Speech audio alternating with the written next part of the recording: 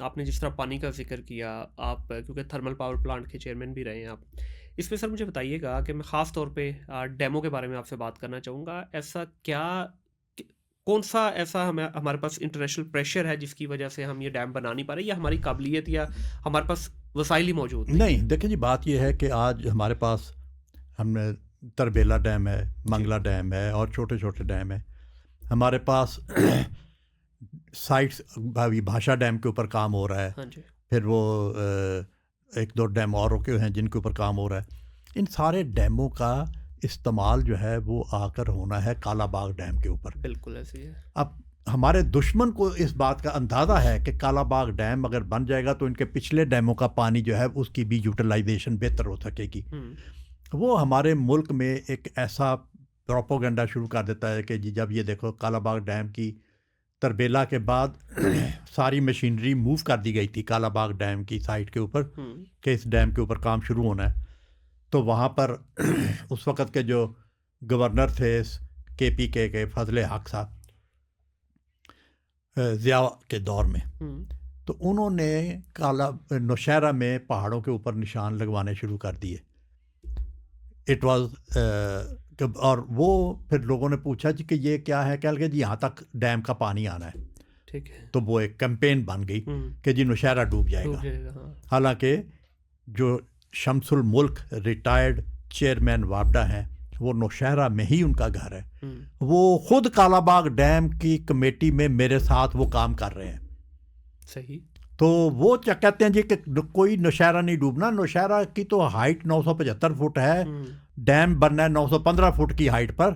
तो कैसे वो नौशहरा डूब सकता है? ये सिर्फ वो उसी तरह का ही प्रोपोगंडा हुआ कि जैसे कुछ लोग कहते थे जी वो डैम जो है बिजली तो पानी चो कढ़ लेंदे ने तो फोका पानी सानू भेज हाँ। देंदे ने। तो इस किस्म की चीज़ें जो है ना, ये हमारा सर 2 मिनट के लिए अगर हम ये सोच भी लें, नौशहरा डूब भी जाता है। नहीं डूबता। सर मैं कहता हूँ 2 मिनट के लिए मैं सोच लें, कहता हूँ ये बात डूबेगा हमें ही नहीं ना? सोचनी भी नहीं चाहिए। अगर सर डूब भी जाए तो क्या उसको रिलोकेट नहीं किया जा सकता in the interest of country? नहीं, पहले तो बात ये है कि वो डूबेगा ही नहीं, हुँ। डूबेगा ही नहीं। बिल्कुल मतलब सही। है कि हम वो बात करें जो हो सकती है, जो सही। हो सकती है वो बात करें। जो हो ही नहीं सकती, जिसका 1% भी इम्कान नहीं है, वो बात के ऊपर हमें बात ही नहीं करनी क्या चाहिए। आपको लगता है कि सर हमारी अपनी नीयतों में प्रॉब्लम है? हम थोप देते हैं दुश्मन के। क्या दुश्मन के पास, जिसको हम आज अपना दुश्मन कहते हैं, क्या वो हमें दुश्मन मानता भी है? मेरा नहीं ख्याल, क्योंकि वो they have gone into a different zone all together. वो मेरा नहीं ख्याल हम उनको अपना दुश्मन कहना है, या वो हमें अपना दुश्मन मानता भी है। देखो जी, बात ये है कि हम we are equal at one space and बिल्कुल। दैट इज़ कि वो भी न्यूक्लियर है और हम भी न्यूक्लियर हैं। हाँ। सो इसलिए हमें अपने आप को अंडर एस्टिमेट नहीं करना चाहिए। हुँ। हमें अपने आप को ठीक करना चाहिए। बिल्कुल, पॉइंट ये है। हाँ, हमें अपने आप को, हम किसी से कम नहीं हैं। हुँ। हम सिर्फ अपने आप को करेक्ट करने की ज़रूरत है कि ये जो चीज़ें हम जिस तरह कर रहे हैं उनको वो ठीक नहीं है, लिहाजा उसके ऊपर काम करना चाहिए कि किस तरह हम उन चीज़ों को ठीक करें। सर हम एज ए कंट्री ना बड़कों में और नक्शों में चले गए हैं। हमारे पास सिर्फ नक्शे हैं और बढ़के रह गई हैं। ग्राउंड रियलिटी क्या है? ग्राउंड के ऊपर तो काम हो ही नहीं रहा है। जो करना चाहता है उसको करने नहीं दिया जाता। आप जैसे जो बिजनेस ओनर्स कुछ करना चाहते हैं अपने लिए, मुल्क के लिए, रुकावटें आ गई।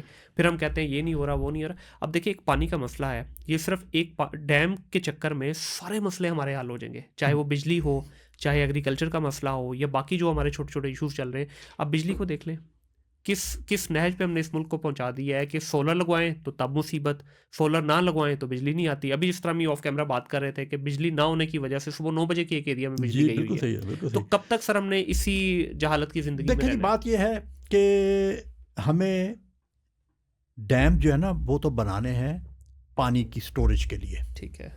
बिजली तो उसकी एक बाय प्रोडक्ट है। हम्म। डैम हमारे लिए इसलिए ज़रूरी हैं कि मैं आपको बताऊं कि दुनिया में एक थंब रूल है कि अगर आप 1 मिलियन एकड़ फुट पानी स्टोर करते हैं ठीक है।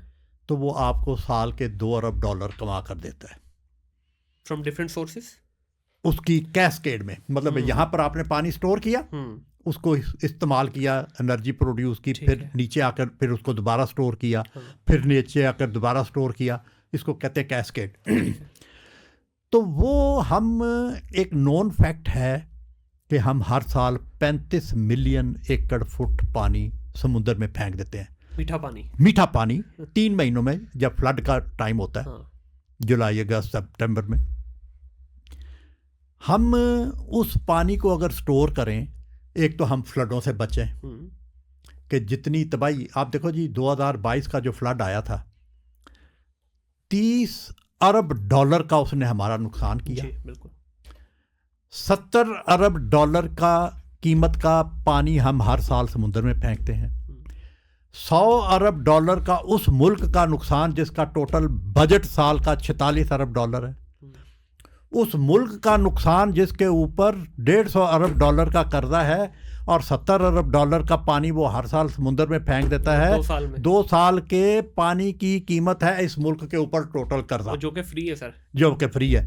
और वो पानी का इस्तेमाल होना है जब उसने खेत में जाना है, उससे फसलें पैदा होनी है, खुराक पैदा होनी है। खुराक हम दुनिया को दे सकते हैं। दुनिया में आप देखें कि यूक्रेन वॉर जब हुई जी, तो पूरी दुनिया में फूड का क्राइसिस आ गया था। तो यूक्रेन के पास 21,000 स्क्वायर किलोमीटर कल्टीवेटेड एरिया है। बिल्कुल ऐसी है।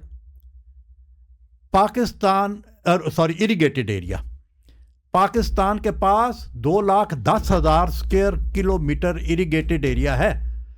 आप उस 21,000 स्क्वायर किलोमीटर के इरिगेटेड एरिया की प्रोडक्शन रुकने से पूरी दुनिया में फूड का क्राइसिस आया। बिल्कुल। और हमारा पोटेंशियल देखें कि हमारे पास पानी भी मौजूद है, लेकिन हम उसको स्टोर नहीं कर रहे, उसको हम इस्तेमाल नहीं कर रहे, उसको हम समुद्र में फेंक रहे हैं। हम उस जो दुनिया का सबसे बड़ा इरिगेटेड बेसन है, उस सारे को हम आबाद करें, खुराक पैदा करें। हमारी 80% इंडस्ट्री इस वक्त जो है वो भी एग्रो बेस्ड है। जी, बिल्कुल। टेक्सटाइल हमारी सबसे बड़ी इंडस्ट्री है, उसका रॉ मटेरियल कहाँ से आना है? कॉटन, एग्रीकल्चर से। तो वो हम उस 80% इंडस्ट्री भी तभी चलेगी अगर हमारी एग्रीकल्चर स्ट्रांग होगी। आज अंदाज़ा लगाए ना कि जिसके पास दुनिया के इरिगेटेड एरिया का 7% जिसके पास है और दुनिया की आबादी का 2.5% जिसकी आबादी है, वो अपने लिए गंदम भी इंपोर्ट करे, वो अपने लिए कॉटन भी इंपोर्ट करे, इससे बड़ी शर्म की और क्या बात हो सकती है।